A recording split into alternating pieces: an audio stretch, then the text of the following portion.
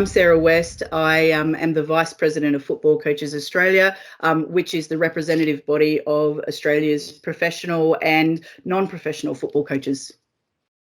Fantastic. And obviously, for someone who's so heavily involved in the game here in Australia, what does it mean to you personally that we hosted the FIFA Women's World Cup this year alongside New Zealand? Yeah, Ray, look, for me to be able to answer that question, I'll give you a small anecdote from where I started in my football journey. Back in 1987, I was at primary school. Primary school segregated girls from boys in organised school sport here in Australia. So, the boys went off to play football, the girls played netball, and I begged the school to let me play football. It looked so fun. I wanted to play. I played at lunchtime on the oval, but there was a multitude of excuses from no, you'll get hurt, to your school dresses and skirts aren't suitable for football. And eventually my mum had to campaign the school to let me play football, and they made her sign a waiver to say that if I got hurt, it was the family's responsibility, not the school's. Then I continued to play, eventually making my way to sort of more elite pathways, youth pathways. But I didn't even know what I was aspiring to, because the Matildas were not on television. In fact, all we got was one men's EPL game a week on TV in Australia. So, to see the whole nation over a month stop and celebrate women's football in this country, it was a really emotionally profound experience for me, something that I'll never forget. Amazing. And what do you think the lasting legacies will be of the World Cup? Yeah, look, I know that the lasting legacy will be the number of women and girls who want to be involved in our sport. So all the way through from playing to coaching to being involved as administrators. And I hope that with that comes an increase in investment. So that investment's needed in a lot of areas. I think one of the legacies that we will get out of this World Cup is that football environments will become safer and more accessible for women and girls. So we're already seeing over the place different state governments and councils investing money in facilities to make sure that football grounds have lockable change rooms and toilets for girls. And, hopefully clubs are going to start investing, making sure that girls have football kits that fit and all that sort of stuff. So I think those are legacies that we can probably count on. But I think there's a lot of things that need to happen to make sure that we don't only attract this additional interest in our sport, but also retain it. Yeah, and what do you think might be the lasting legacies for coaches specifically? How might it benefit coaches, either of the women's game or female coaches specifically? It's a really good question. I think, the visibility of the World Cup and seeing coaches like Serena Wiegman do so well at the World Cup will probably open a few minds in this country to show that women actually can be really successful coaches of really high quality sport on the world stage. And I hope that not only inspires coaches, but also inspires men in decision-making positions across our clubs to mentor and sponsor women into coaching roles.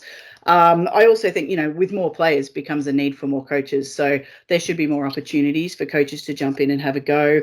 And I'd like to see more investment in coaching courses and things, programs that are sort of tailored for women to get into coaching and get into administrative roles where decisions are being made, because I think that will be better for the game as a whole.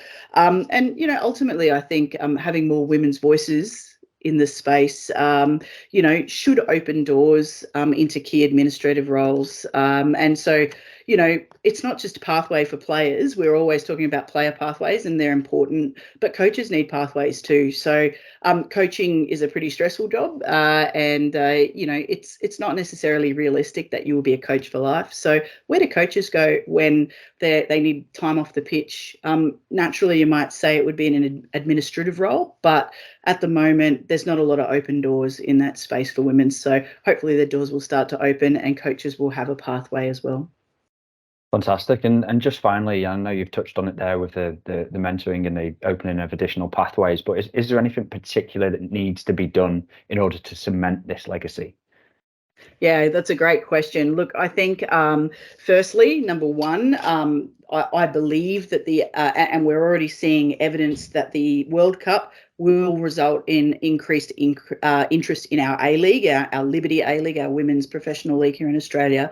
And with that, I'd like to see our A-League coaches, assistant coaches, goalkeeper coaches and analysts get fair pay and working conditions. So that really needs to change. At the moment, so many of them are working without written contracts, below the minimum wage, and with no employment protections. Many have 2 or 3 jobs, so they're running from their apparently professional full-time coaching role off to another job that will help them put food on the table. Now, that almost certainly falls below the expectation of players, and as players become more professional, they're going to want professional coaches. So we need to make sure that our coaches are paid adequately so they can give a fully professional service, and that's sort of required for the for our game to reach the standard that it can, that standard of excellence that's expected. And without that, we're not going to retain these new fans that are coming into the game. So I think I'd like to see the sports governing bodies understand the role of coaches a little bit better, and support coaches so that they can support the game to reach its potential. Standardised contracts for people across all leagues, so not just in our A leagues but also our national premier leagues.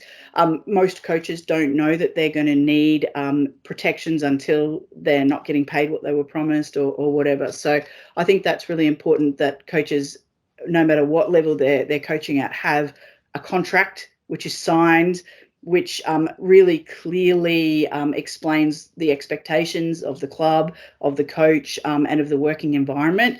I'd also like to see genuine investment in coaches. So to give you an anecdote, the AFL here in Australia, their coaches association receives $1 million a year from the AFL, and currently Football Coaches Australia receives no funding at all from Football Australia or the APL.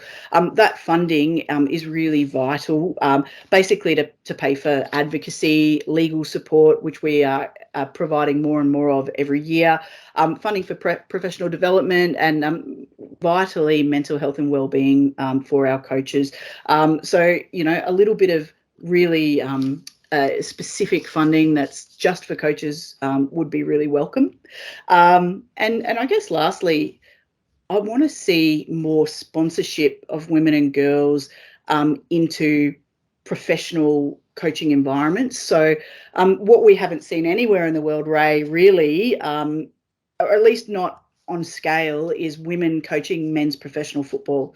And while I really don't, I'm not advocating that women's football be seen as a stepping stone into men's football. I think I'd like to see as many women coaching in men's professional football as we have men coaching in women's professional football, because the coaching licenses we do are exactly the same. Ultimately, coaching is coaching. So letting women into those environments, letting them gain experience and knowledge, and also giving them an opportunity to prove themselves and prove that they do have a right to be in those spaces. Because what we know is that when you do give women a chance to prove themselves, they almost certainly always do. They'll work twice as hard as everyone around them just to get just to do that. And you know, part of that is, I think I'd like to see Football Australia try to get rid of those bottlenecks which are stopping women from progressing through A licensed coaching courses and pro license courses, because at the moment those courses are frozen because, you know, they've got a backlog of coaching license assessments. But now we've got this surge of interest in women who are wanting to progress their coaching careers, but they're hitting this ceiling because they can't get into that A and pro license. And those are the gateways to those professional jobs. Fantastic, and hopefully we've seen the start of that in a similar wave in England, where obviously hosted the Euros. Lionesses performed really well, engaged the country. The sport has gone on. We've got Hannah Dingle who's coaching in men's professional football now. So hopefully we're at the very start of that wave as well in Australia. And of course, Football Coach Australia will be advocating for all of those areas to cement this legacy and opportunities that hopefully will drive forward coaching over the decade to come. So Sarah, thanks so much for your time. Really appreciate it. Thank you, Ray.